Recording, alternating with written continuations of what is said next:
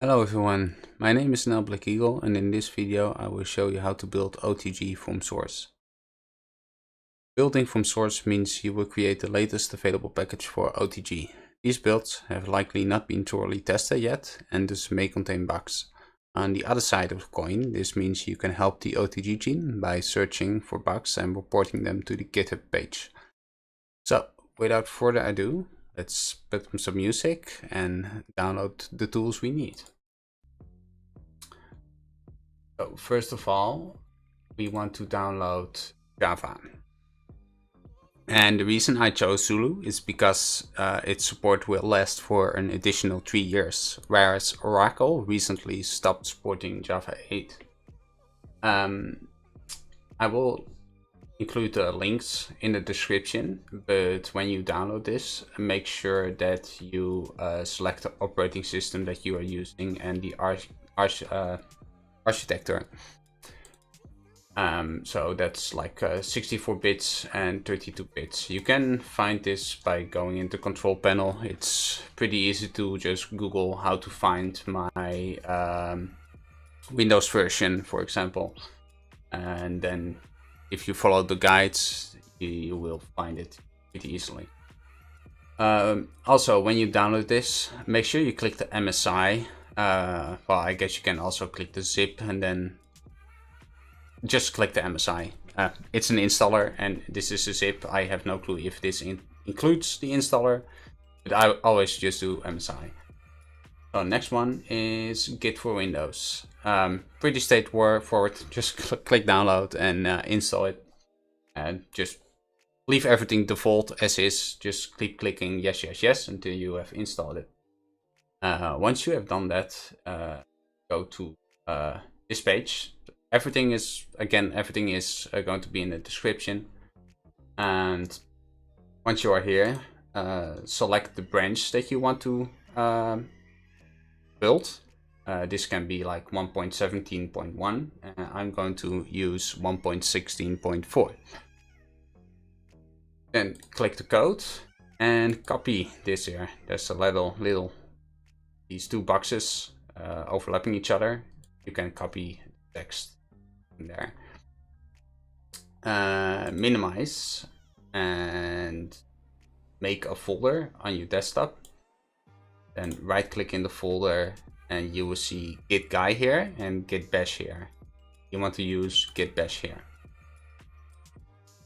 Then type in git clone and then right click, paste. This is the OTG source link that I just showed here, this link.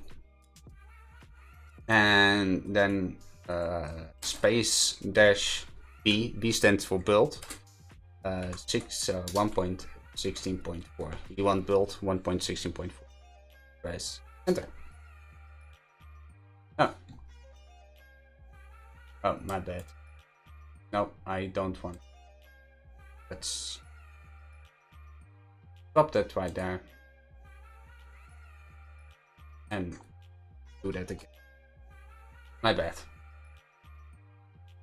Yeah, what do you have to like the example, because building the file will take a bit and it's just easier to show you in example. The other way around right now. Just ignore that. So next thing what you want to do once this has completed, it's really quick. It only takes a few seconds. Get rid of that window. And in the OpenterrainGenerator folder, you will see these files. And all you need to do right now is double click on Gradle W. And this will start building your OTG version for you.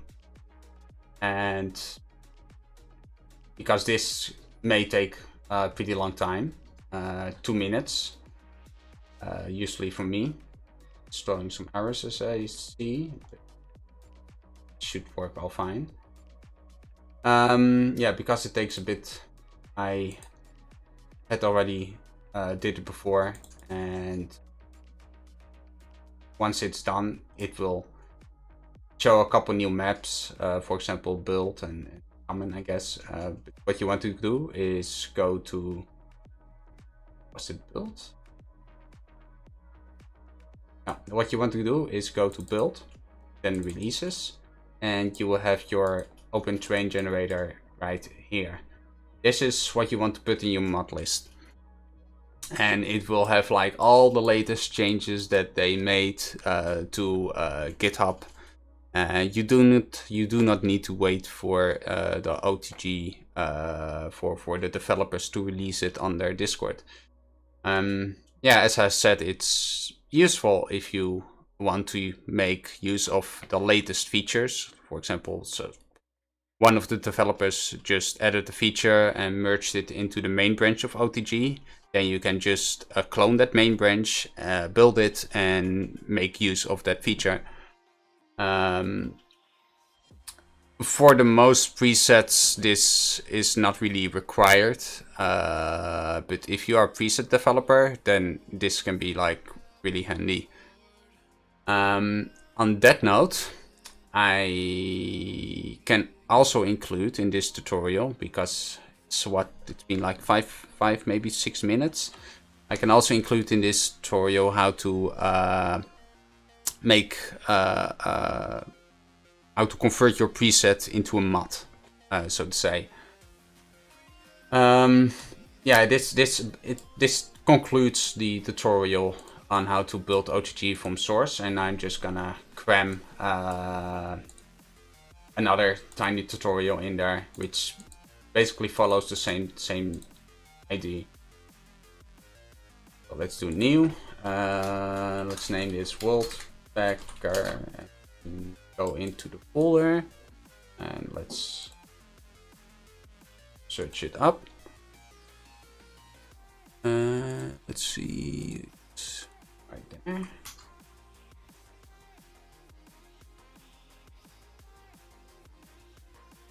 There we go. So the same thing counts for here. Also, again, make sure you select the version you want. Then press code, copy again, and it's basically the same. It's all the same right here. Git clone, copy, dash build 1.16.4, enter. Also takes a few seconds. That.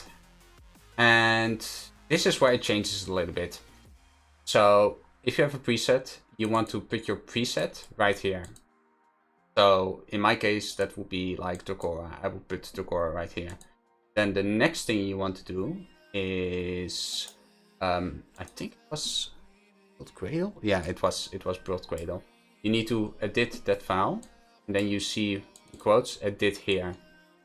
And well, if it's your first version, you can just do 1.0.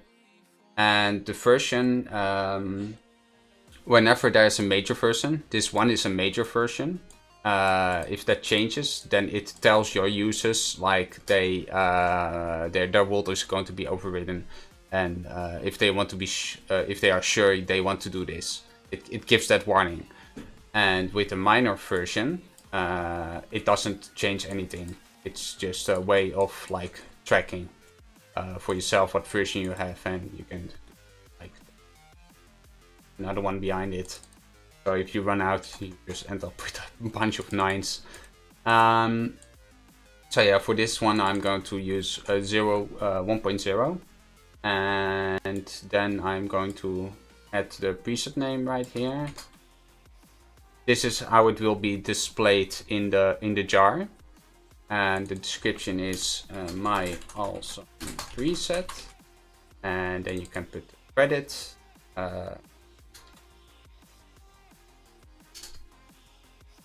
Like eagle with small e this time. I'm also the outer. The preset name is Dragora, and the mod display name is also going to be Dragora capital D. I think this is what names the jar, and I'm not entirely sure what this does, but yeah, just edit these values and then save it. And also, if you want to include your own logo, then go to src, then main, resources, and you can change the logo right here. Currently it's called OTG. Once you have done all that, you are basically good to go, and all you need to do is build preset. And it won't work right now, I think. Maybe it works. Yeah, it works. Eventually, I think.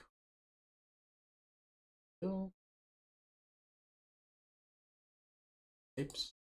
Yeah, it shows up in build and then blips. Then once it's entirely done. Yeah, it's the default preset is like super tiny, so of course it's gonna be fat. Oh no, it's output. You want to go to output. My bad. Yeah, then your mod is done. You can upload it to CurseForge, and you can download it, play with it, whatever you want. So yeah, I guess that concludes this tutorial. Well, 2 tutorials, because I threw in this little bit. And later this evening, I will probably also release a new Dragora version. So yeah, there we go. Hope you enjoyed, and catch you next time.